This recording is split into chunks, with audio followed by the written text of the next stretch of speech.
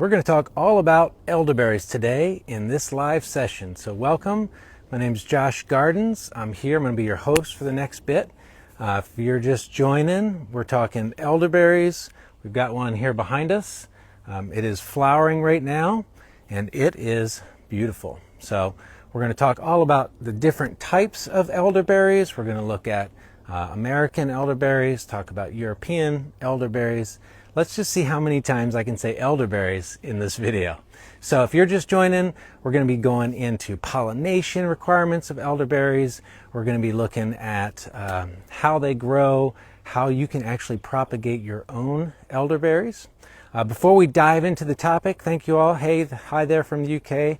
Maria, thanks for joining.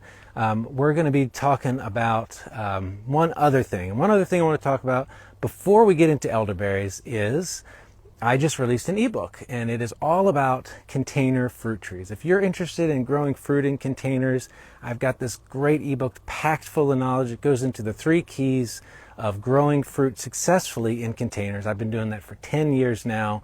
I have hundreds of fruit trees, so I'm really passionate about it. I'm just giving that to you. So if you want to download the ebook, it's in my bio. So go there to the link tree, and it's the top link called Portable Orchards. All right. Let's jump into elderberries. Think about what questions you've got about elderberries as we go here today. So behind me is this lovely American elderberry, and it is in full flower right now. Now, first interesting point about elderberries is that the flowers are actually edible. And a lot of people will take these flower heads, take them off like this, and they'll actually dip these in batter and fry them to make elderflower fritters. You can also make elderflower cordials, a lot of different uses for these little flowers here. And they are dainty, beautiful, and tasty. So that's edible. So we're going to try them today. Yeah, it tastes okay. They're better when they're cooked. A little tart.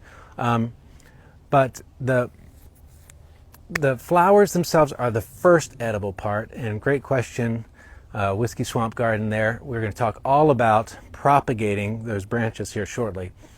So outside of the elderflower itself, all of these flowers will actually form berries, and they'll start out green, and then over time they'll start to turn purple, and then eventually black, and then they'll get really big, and these will start to weight down, and they might even go like this. And a lot of birds will eat the berries off of them, so you'll see a lot of berries on the ground. Now, elderberries are not something you want to just eat right off of the plant, right? You want to cook them, put them into a syrup. They're a little bit tart, so just keep that in mind, that elderberries, like, the elderberry syrup you get, that's just not elderberry squeeze, right? That's adding honey and sugar and cloves and all kinds of other things to make it taste the way it does. But the properties of elderberries are so healthy. They're really high in antioxidants, all kinds of other good nutrients. So I would definitely recommend growing them. Now, I've got quite a few growing here.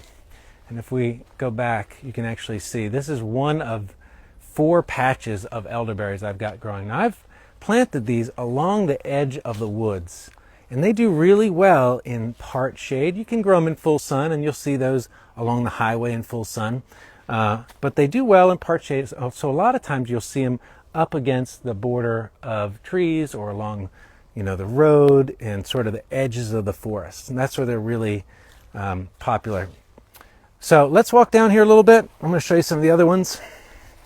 Now, I've got American elderberries, and some of these were just random varieties, and others were the Adams and John varieties. So there are 2 main types of elderberries. There's American elderberries and there's European elderberries, and they are different. They grow different. The European ones aren't as vigorous, but they do grow taller, meaning vigorous, like they don't send out as many suckers. And you want to get American varieties to pollinate with other American varieties, and European varieties to pollinate with other European varieties. Now, they do have a couple hybrids that have come out, but I would recommend, if you're going to go buy elderberries, go get either 2 different European ones or 2 different American ones, because they need to be different to cross-pollinate with each other, but within that divide of American and European. Okay, so popular European ones would be like York and Nova.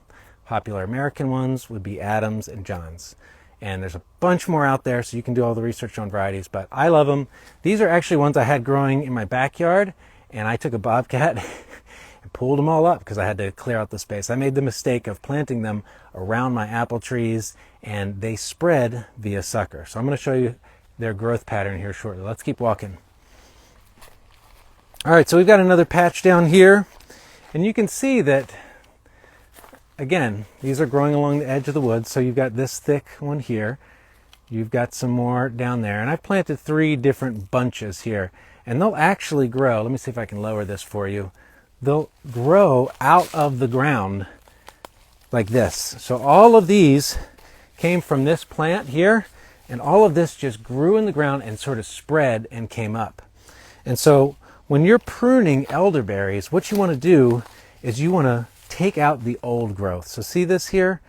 3-year-old and older is what you want to cut out, and you want this new growth to come up, and that's where you're going to get the best fruit set. So some people even recommend literally mowing them down every year. In fact, a buddy of mine does that, where he just cuts them down every year. He lets them grow up from the ground, just like this. But see this one here that I've got, this bunch? This is probably a little bit too old, and I need to cut this one down and let that new growth come about, because you will get less fruit on that older growth. So just keep that in mind. All right, yes, elderflower liqueur, you can definitely make that. I do a lot of like elderflower teas. I've got a herbal cold care tea that's got elderflower in it, one of my favorites. So definitely can use it for that. So many uses for elderberries. It's amazing. All right, I'm going to show you this last bunch, and then we're going to go look at how to propagate elderberries. Before we do, if you're just joining, just want to mention I do have my free ebook out. It is posted in the link in my bio. It's called Portable Orchards. It's all about growing fruit in containers. Go check it out. You'll love it. Also, one other quick announcement. I'm going to be doing a free webinar here soon on the ABCs of fruit trees. We're going to look at dispelling 3 myths about fruit trees, so stay tuned. Hopefully doing that next week, but I'll send out a date soon. All right, other questions we've got. If I plant elderberry by seed, should I cut old growth after 3 years? I would recommend cutting old growth after 3 years, no matter what type it is. Because what happens is you get these really rigid, woody, thick pieces, just like this. And they actually produce less fruit. Now they'll grow back every year, but this is pretty thick. This is probably 3-year wood that needs to be cut out. This one here, this is rigid. This is 2-year wood, right? And this is probably, this is new growth here because it's green. But like, here you go. Here's a good one. This is all new growth. And you'll actually get more fruit and flowers off of new growth in 2nd year. But once you get to this 3rd year, you really should cut that down. And you can just saw that down. So good question there. All right, we're talking elderberries if you're just joining now. We've already talked about the 2 different types, European and American. You want to make sure that you get 2 different Americans and 2 different Europeans. No, that's not a joke. They don't walk into a bar together, but they do need to cross-pollinate. So Americans with other American varieties, European with other European varieties. So always prune out the 3-year-old dead wood, and yeah, that way you've got a lot of new growth. They get pretty big. So this one here is probably 8 feet, 9 feet tall. They can get up to 12, 14 feet. So keep that in mind when you're growing them. They do not form a tree. They form more of a bush shape like this coming out, and then the new growth will be these green shoots that come out like this. All right, so let's move, and we're going to talk all about how to propagate elderberries. Let's see if I can do this here, this tripod. Okay, good deal. All right, so as we walk here, I'm going to walk you up to show you some cuttings that I recently propagated. Now, as I mentioned, they do sucker, okay? So naturally, you're going to get, some growth from the plant itself that bushes out, and it's just going to sort of slowly spread. Now you want to keep that in mind, because I made that mistake of growing elderberries next to my apple trees, and it ended up surrounding the apple trees and caused me a lot of problems, and I had to move them all. So all of that was in my backyard, and I moved it back here in my pasture because I didn't realize how vigorous the suckering was, if that's even a word. So keep that in mind. They do spread. They send underground suckers. They come out, but that's also what you can do to root them. So there's two primary ways that people root elderberry cuttings, and that is like rooted cuttings that you can take in the spring, which have a little bit of green growth, or hardwood cuttings that you're going to want to take in the winter. Okay, so again, two different ways, right? Hardwood cuttings are a little bit easier because you don't have to worry about the humidity as much. And a lot of times when you're propagating plants, especially from cuttings, you want to keep the top half that's exposed humid, because what happens is it dries out. And so when it dries out, it starts to die from the top. That's one main problem of rooting cuttings. The other problem is if your soil that it's in is too moist, then it's going to rot in the bottom, which means it's not going to form roots. So you have to find that balance between humidity on top and a high draining medium on the bottom to root. And there's hundreds of ways to do it. I've tried all different types. So, all right, we're finally here at my wood pile. I pulled out a couple plants to show you today. These are two different local rooted cuttings that I'm growing. A friend of mine, Dan, gave me these. He said he saw them by the river and they had the biggest berries, and he watched them all year and then came back in the winter and took out a bunch. So he's calling it Dan Variety A and Dan Variety B. So thanks, Dan, for these cuttings. There are two different types, and he knows that they've got big berries, so he's been watching them. So that's something you can do. A little tip there is if you're driving down the road, and now's the perfect time to do that, driving down the road and you see elderberry flowers, right? Those white flowers we looked at earlier. What you want to do is take a picture, right? Or mark it, or do something to remember where those are at. And in the winter, come back and take some hardwood cuttings. And then you can root those cuttings and grow your own plants and bring that variety to your home setup. So let's take a look at these. I think this might be Dan Variety A. Now, all I did, he gave this to me about 3 months ago. All I did was stick these in a pot full of sort of like rotted mulch. And I kept them in a shady spot, and I watered them and sort of kept it moist by just watering it really regularly and keeping it in the shade. And most of these rooted, right? And these were just little hardwood cuttings. So hardwood cuttings are this part here. This is like softwood or greenwood cuttings, so you don't want that. You want this hardwood. And these just rooted on their own in that environment. So I'll show you the other one. Obviously Dan B didn't do as well. I had a bunch more here, so only, I don't know, 2 or 3 of them rooted. But if you take 10 and only 3 root, you still have 3 plants in here. So, you know, try it for yourself. Rooting cuttings is not rocket science. It does take a little bit of trial and error, and just know that a bunch of these are not going to make it. Okay? All right, what questions do you have about rooting elderberries, growing elderberries? They do make a mess, sort of like mulberries we talked about. Those berries fall down, the birds knock them down. There are lots of tiny little berries. They will stain sidewalks. So don't grow elderberries where you're worried about there being a mess that might stain things. I could walk you back to the back area. Let's go one more place here. And we're going to look at how they continue to live on, whether or not you want them to. So about, I don't know, 2 years ago, I revamped my backyard because I realized I needed a spot for a potential future greenhouse. And also, I just shouldn't have planted all these elderberries around all my apple trees because it really crowded out the apple trees. And I planted my apple trees too close together. So 2 good lessons learned there in one. So what I did was I got a bobcat, which was fun, and I moved all of these apple trees. Yes, a few years ago, about 5 or 6 apple trees, and they were pretty sizable. So there was not a small feat. But one thing that I didn't take into account is, oh, thanks Barbara for sending that request. Post your question in the chat.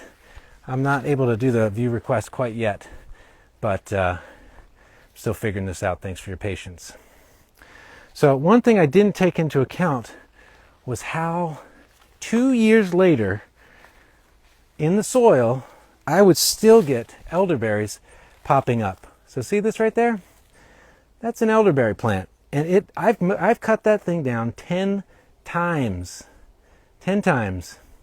And it has not died. It just keeps coming back. So this must have came with the roots of the apple trees that I transplanted. So keep that in mind, that once you plant them, they're sort of tricky. So I'm actually going to pull this out and show you what it looks like.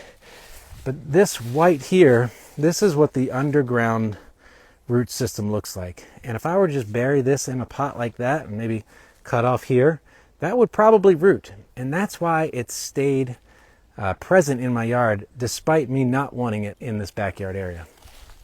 So keep that in mind if you're moving elderberries or planting them. They are difficult to get rid of eventually. All right, what questions do you have about elderberries?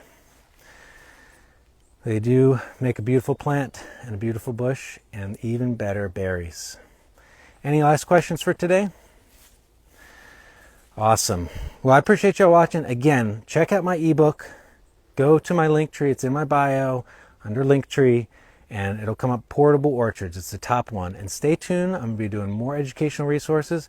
Thank you all for voting. The elderberries obviously won out. We had quite a few show up, so I appreciate everybody. Oh, how do you harvest the berries? Ooh, good question. All right, so I don't have berries here yet to show you, but when they do form, they form down from that bunch, and you'll have all these little berries. And here's the trick. Freeze them.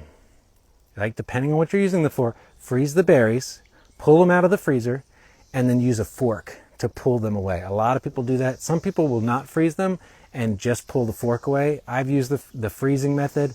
Now, it's going to make a mess, so just be prepared. Your hands are going to get dirty. You're going to get little tiny berries everywhere. But a lot of people use a fork to, go in there and pop them off, right? You do not want to do it by hand. And you don't want those stems in whatever it is you're making, so you need to make sure you remove those. The only part of the elderberry that you want to eat are the berries or the flowers. The stems and everything, they're actually toxic, so you really need to be careful just to pull the berries off or the flowers themselves. So, great question. Yeah, I actually made elderberry wine a couple years ago, about 4 gallons of it, because I had so many elderberries, and it was a fun project, but I made a mess. I got elderberries everywhere. I have a whole counter covered in elderberries, and I tried a lot of different techniques, and for me it was freezing them and then using the fork method. Those were the two that I used. So good question. All right, everyone, thanks for sticking around. Appreciate you joining me over lunch today. Till next time.